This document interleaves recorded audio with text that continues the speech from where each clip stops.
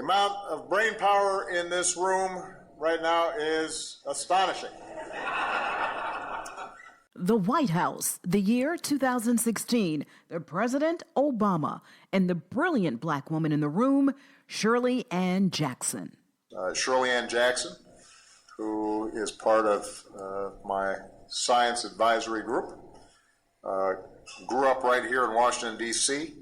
Hers was a quiet childhood. Her first homemade experiment involved, I understand, collecting and cataloging bumblebees in her backyard. Beyond the backyard curiosity of a little black girl, a black woman who grew into an American inventor. She went on to become the first African American to earn a doctorate in physics from MIT, the second woman to do so anywhere in America.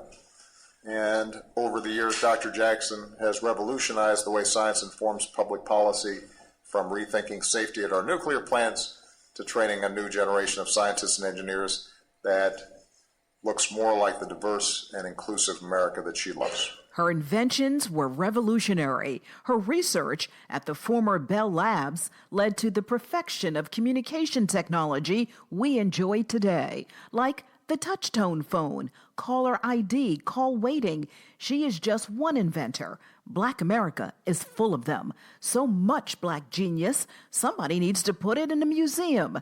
Now somebody will. Take your first tour in Blackland. And now, as a brown person, you just feel so invisible. That's not fiction. Where we're from. Brothers and sisters, I welcome you to this joyful day. We celebrate freedom. Where we are.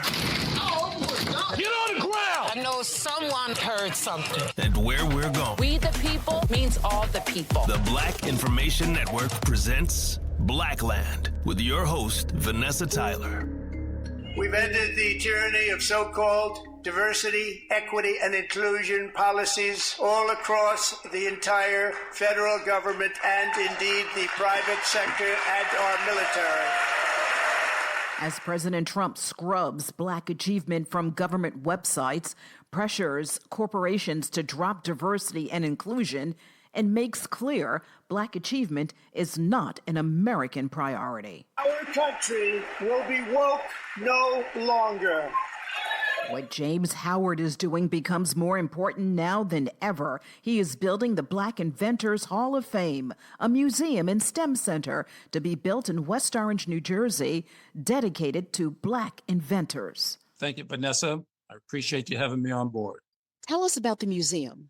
The museum has been a journey for the last 5 years. Our invention story is one that resonates deeply within us all.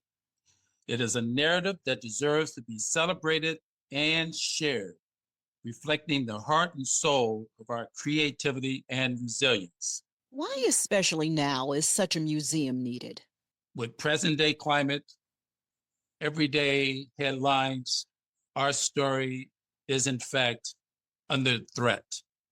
And we need to push back, and the museum will be a large 107,000 square foot megatropolis of a building that will, in fact, allow us to a larger bullhorn and will allow us to do just that, push back and remind our country of the importance of these stories to be told as we move forward. What kind of artifacts have you collected?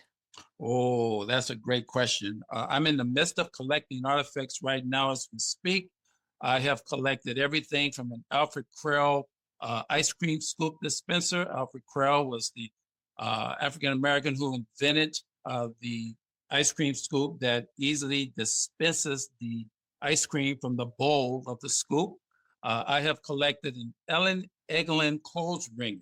Ask me who Ellen Eglin is. She is the Washington, D.C. domestic servant who sold her ingenious invention for $18. And her invention was a mechanized clothes wringer that revolutionized that entire laundry industry. And she sold it for $18, having fear of getting a patent on it. And she feared that because she says, you know, I'm Black. And if it had been known that a colored woman invented this product, white women would not have purchased it. That is a direct quote from Ellen Eglin. But here's the sad thing. She sold it for $18, but the white agent that she sold it to made countless numbers of money because he licensed the rights to manufacture to an untold number of manufacturers. It wasn't easy for Black inventors, with whites stealing their ideas. Elijah J. McCoy knocked on many doors attempting to sell his automatic lubricating cup. And everyone said, no, I'm not interested. And yet, every other person that said no, the next person simply made it themselves. There were so many knockoffs of Elijah J. McCoy's lubricating cup that he decided that he was going to make his own. So he opened up his own manufacturing facility, the Elijah J. McCoy Manufacturing Company, and he started making his own lubricating valves. So much so was his product so superior to all of the knockoffs that when people in the know would go to the hardware store to purchase a lubricating valve, they would stop the salesman and say, oh, and make sure it's the real McCoy. The museum will feature an initial 100 Black inventors. Charles Frederick Page will be one of them. Charles Frederick Page is the enslaved man who raised 13 kids, was self-taught, and was a master carpenter. And he had the audacity to dream big, so big that he thought he would be the first man in the country to put man into flight. And he was sharing this dream at the exact same time that the Wright brothers were having their dream. But the untold story is such that Charles Frederick Page got a patent on his airship 42 days before the Wright brothers attained their patent. And he shipped his airship off to Louisiana's welfare, and it disappeared. It never arrived.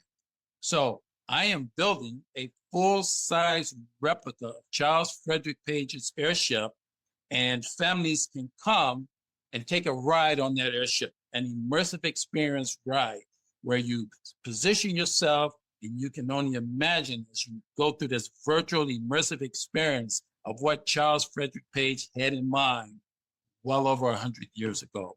And I'm working with his grandson on this particular initiative. James Howard will divide the Black Inventors Hall of Fame Museum inductees into 4 segments. We will curate our brothers and sisters who have made tremendous contributions in medical science and health science arena.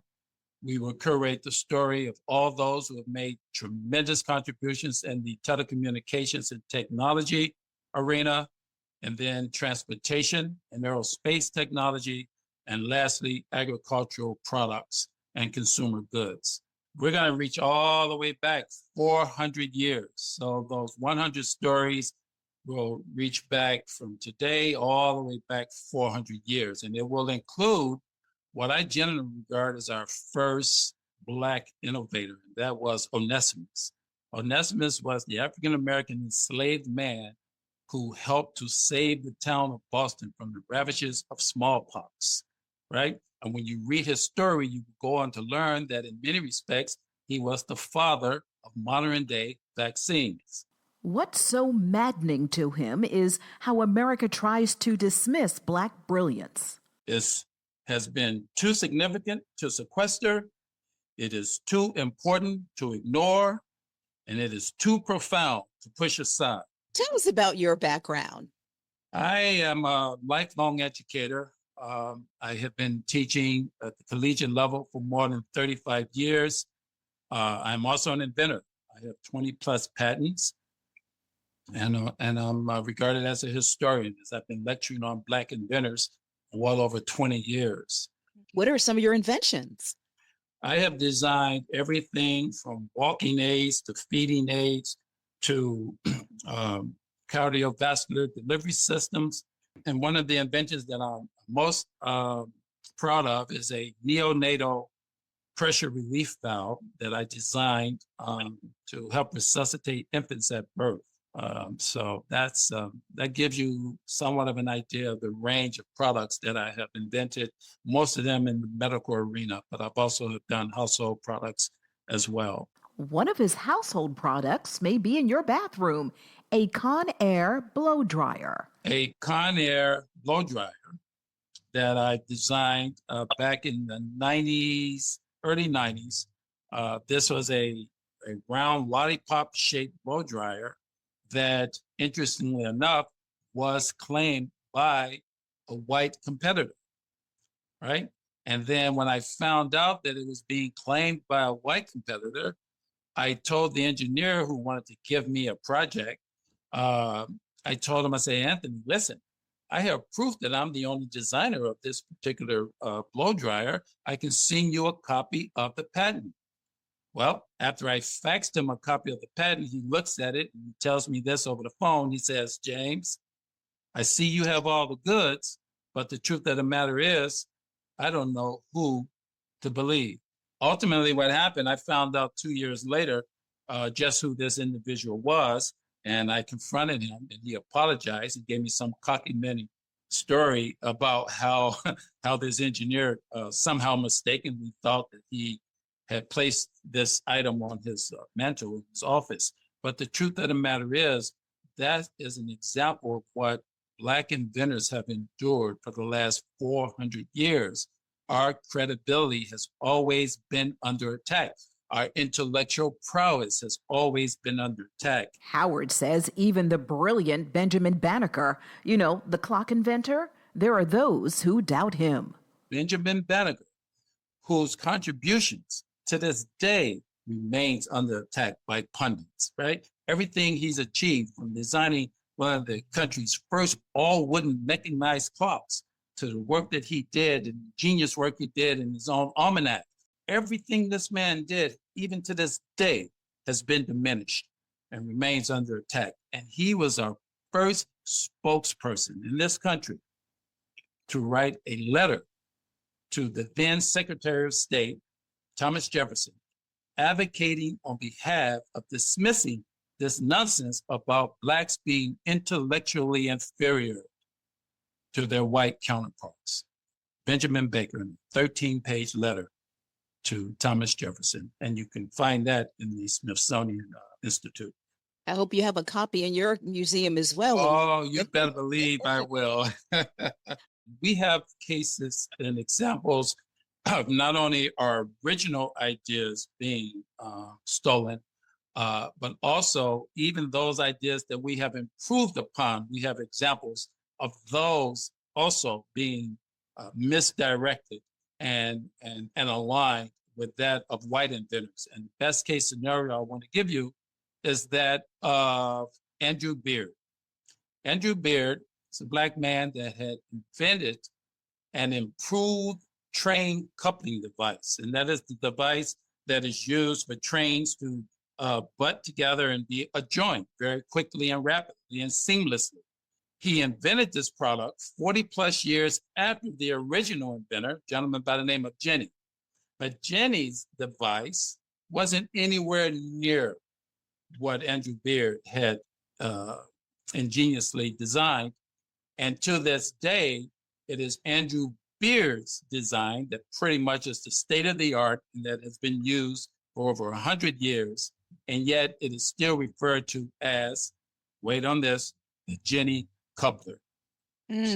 So the Black Inventors Hall of Fame Museum wants to help correct these narratives so that our brothers and sisters of the past and present can be adequately credited for their amazing work. How can we learn more? You can learn more by going to our website. We do, in fact, have a website that allows the public to stay abreast of our progress on the building of the museum.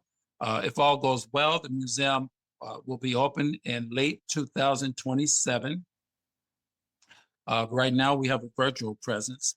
And that website is bihof.org. That's Black Inventors Hall of Fame, bihof.org, O-R-G. And you can also, if anyone in your audience is interested in helping to support our cause, you'll be led to our page that we're presently involved in with our Capitol building campaign, and you can make contributions there, and or send us suggestions for inventors who you would like to see in our next round of inventors as we induct our next round of inventors into the Black Inventors Hall of Fame. James Howard, thank you for letting us know the brilliance in our history and our future. Thank you, Vanessa. I appreciate it. Join me for a new episode of Blackland. Be sure to like and subscribe. I'd love to get your feedback on Instagram at Vanessa Tyler 1.